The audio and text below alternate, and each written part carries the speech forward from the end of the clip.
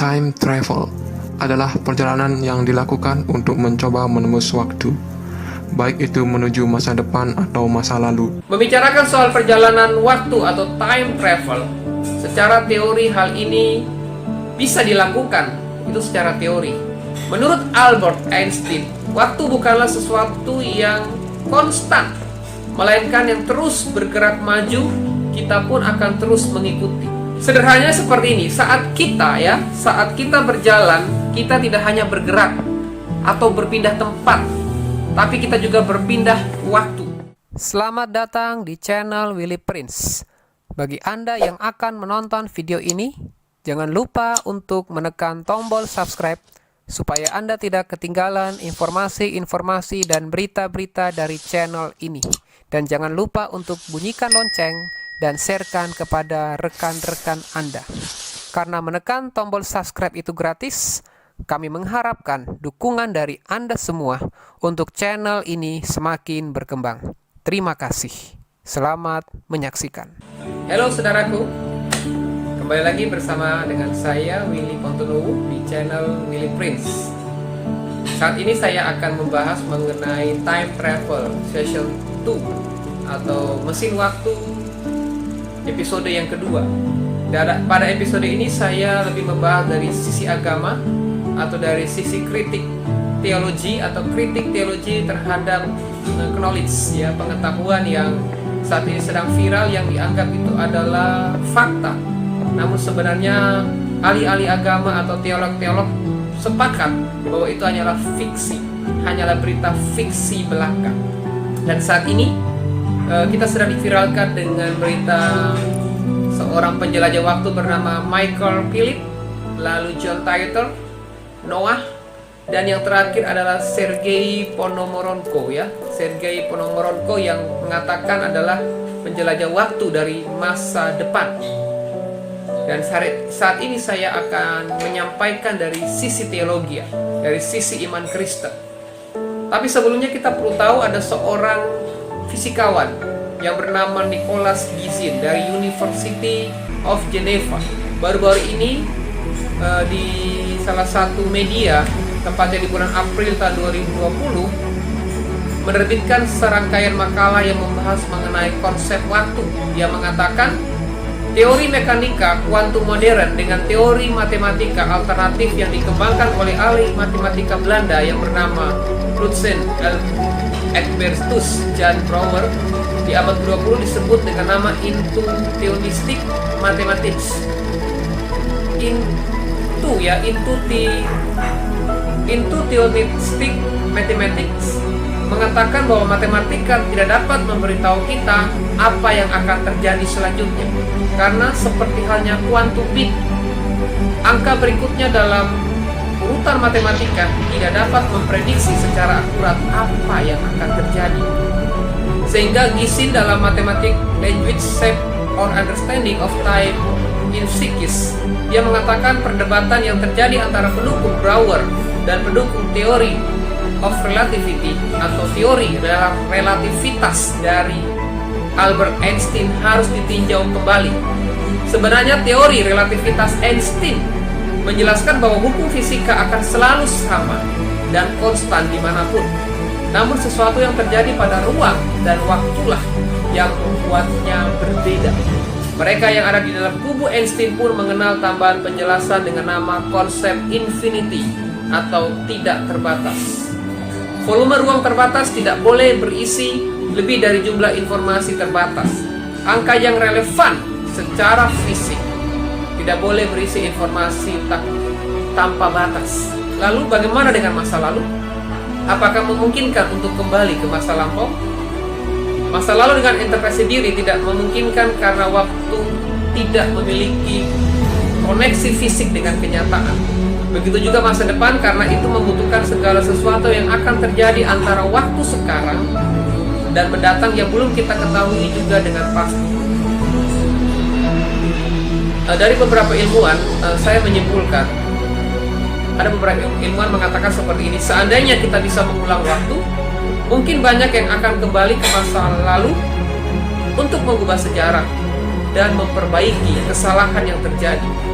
Namun kenyataannya sejauh ini mesin waktu hanya bisa dilihat dalam film-film fiksi ilmiah, dan kita perlu melihat wujudnya secara nyata.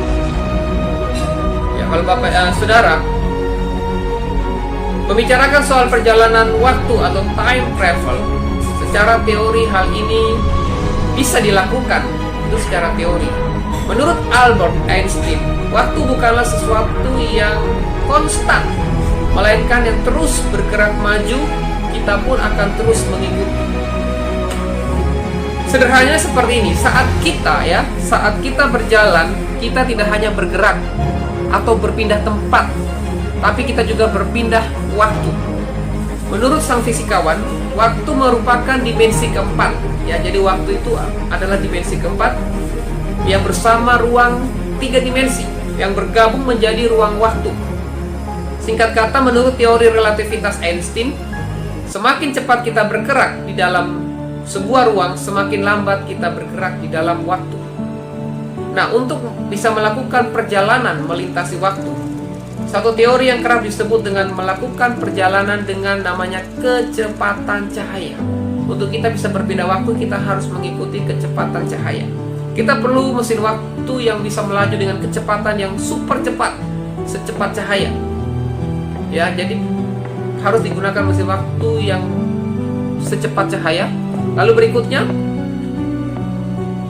masalah mungkin yang akan timbul adalah, sebagai contohnya kita menciptakan pesawat yang super cepat.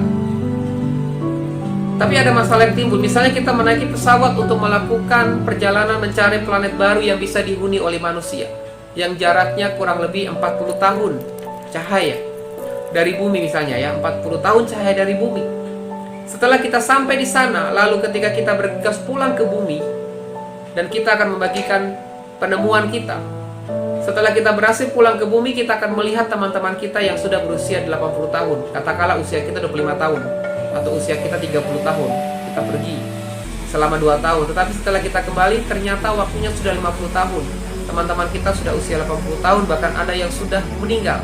Padahal kita hanya menempuh waktu 2 tahun dengan kecepatan cahaya di dimensi lain, atau di ruang waktu yang lain. Ya, fenomena ini mungkin tidak akan pernah kita alami dengan teknologi yang ada sekarang. Karena kendaraan tercepat manusia yang pernah diciptakan, ya, kendaraan tercepat aja di dunia, itu roket Apollo, ya, Apollo 10, kecepatannya hanya 11.000 meter per detik.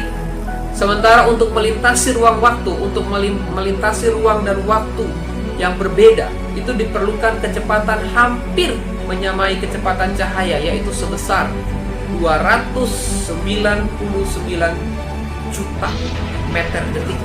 Padahal kita hanya punya roket tercepat Apollo 10, itu 11.000 meter per detik.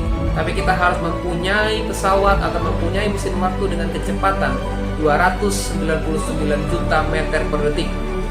Sehingga walaupun kita sudah mampu menciptakan pesawat atau mesin waktu tersebut dengan super dahsyat, tubuh kita belum tentu bisa mampu menghadapinya, saudara. Kenapa? Karena kecepatan itu akan menimbulkan gaya sentrifugal yang akan mencabik tubuh manusia. Sebelum berubah sejarah, kita udah mati duluan. Jangankan kita ingin berubah sejarah, kita pun udah mati duluan karena tidak mampu untuk melewati hal itu.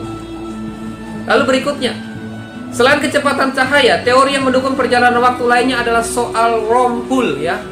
Einstein pernah mengatakan wormhole itu seperti lubang cacing. Wormhole itu adalah seperti lubang cacing yang menghubungkan dua tempat dan waktu yang berbeda, atau jalan pintas menuju semesta dari waktu yang sekarang dengan waktu yang lampau, atau waktu sekarang dengan waktu yang akan datang. Namun yang menjadi masalah adalah lubang cacing atau wormhole ini yang berukuran sangat kecil dan tidak mudah untuk bisa dilewati oleh manusia, apalagi manusia berukuran besar. Lubang cacing itu berukuran kecil. Kalau mungkin mesin waktu bisa kita buat yang super kecil, tapi manusia tidak bisa untuk melewati wormhole atau lubang cacing tersebut. Karena wormhole ini hanya berukuran yang kecil dan singkat, dan perjalanan ke masa lalu pun akan mustahil. Andai pun bisa, akan terjadi paradoks waktu. atau waktu yang saling kontras, saling bertabrakan. Dan alasan yang berikutnya adalah dibutuhkan kekuatan seperti bom atom yang bisa menghancurkan Hiroshima dan Nagasaki.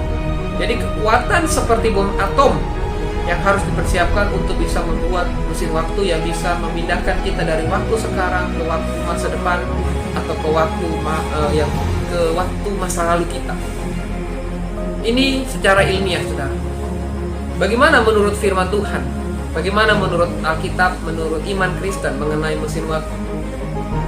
Ya, saudara, salah satu teknologi fisika ilmiah yang paling terkenal adalah mesin waktu. Ya, dengannya orang bisa bermimpi, mengintip apa yang terjadi di masa depan, atau kita bisa mengubah masa lalu, bisa merubah sejarah ketika kita bisa melewati atau pergi ke masa lalu.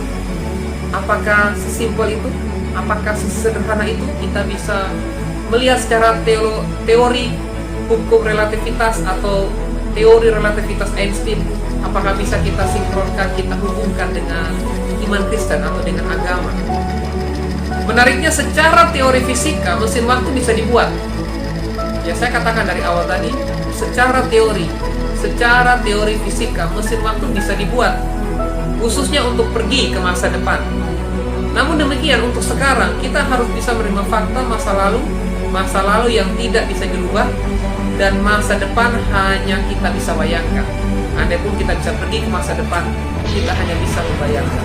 Kalau kita melihat di dalam Pengkhotbah, ya, saudara, saya akan bacakan di dalam Pengkhotbah 1 ayat 9-10. Ini juga berbicara mengenai waktu sesuai dengan Alkitab. Pengkhotbah 1 ayat 9-10 mengatakan, apa yang pernah ada akan ada lagi, dan apa yang pernah dibuat akan dibuat lagi.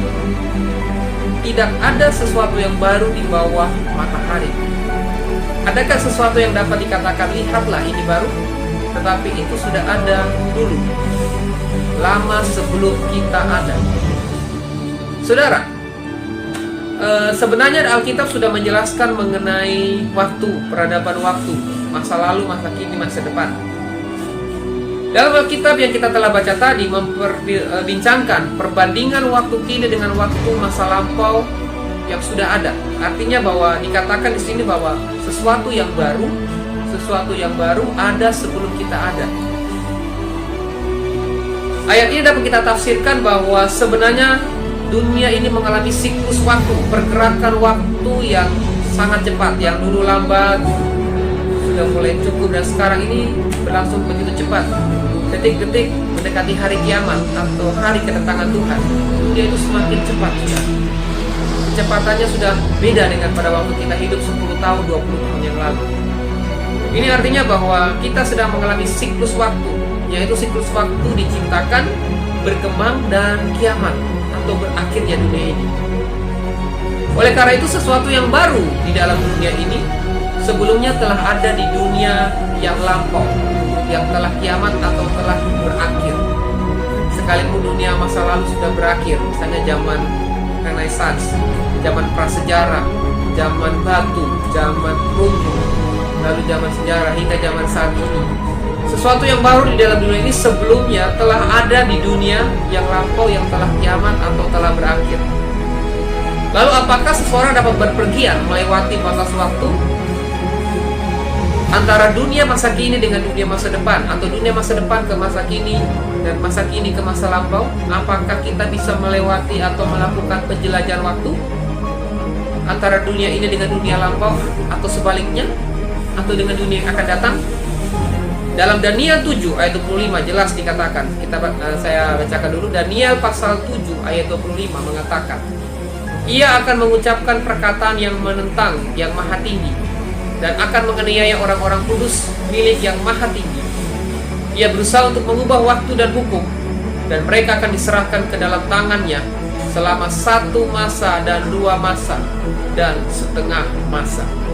Itu artinya Bapak Ibu, itu artinya saudara, bahwa dikatakan bahwa di akhir zaman atau di masa kini akan bangkit seseorang yang akan melawan Tuhan dan akan berusaha untuk mengubah waktu dan hukum.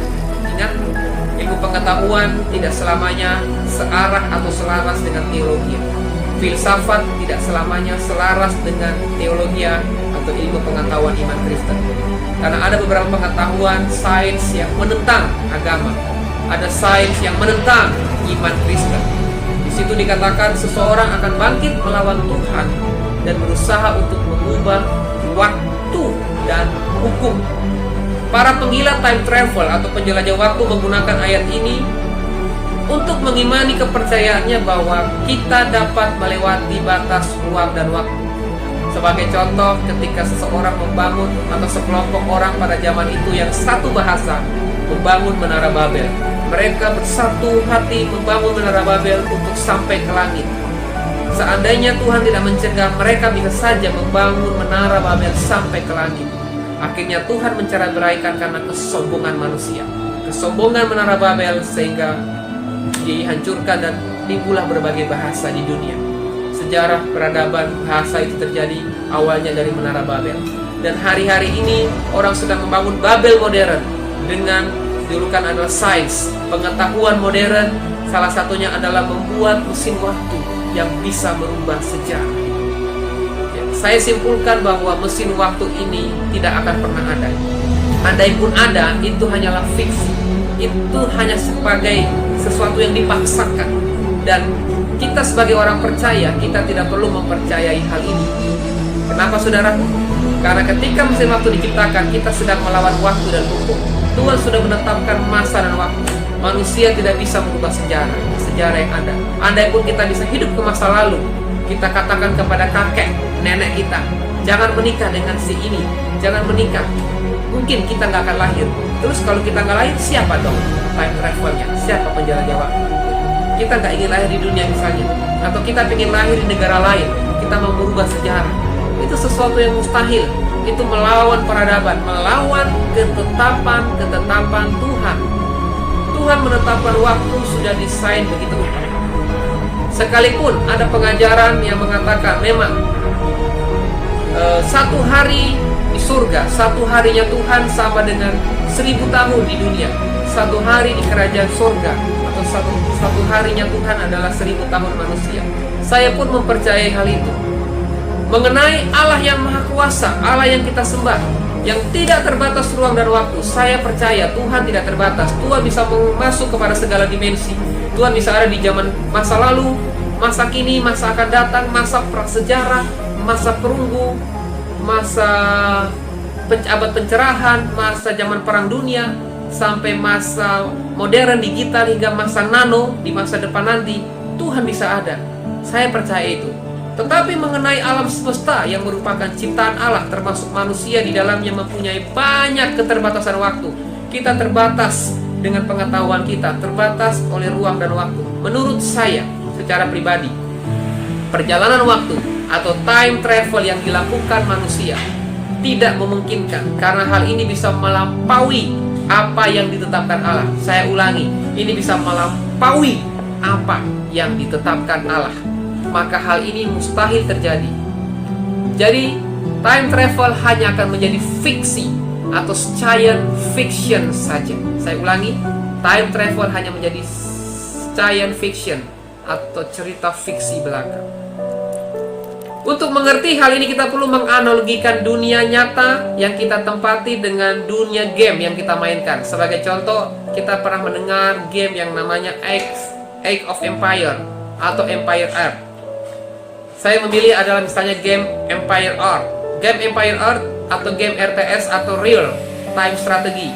Di situ kita mengontrol suatu komunitas di mana supaya kita bisa bertahan dan menaklukkan komunitas lain yang menjadi musuh kita. Yang menarik dari game ini, kita bisa men-setting periode waktu di mana kita berada. Periode dalam game ini berawal dari masa prasejarah, zaman batu, zaman perunggu, zaman kegelapan, zaman pertengahan, zaman renaissance, zaman industri, zaman perang dunia, zaman modern, zaman digital, hingga zaman nano di masa depan nanti.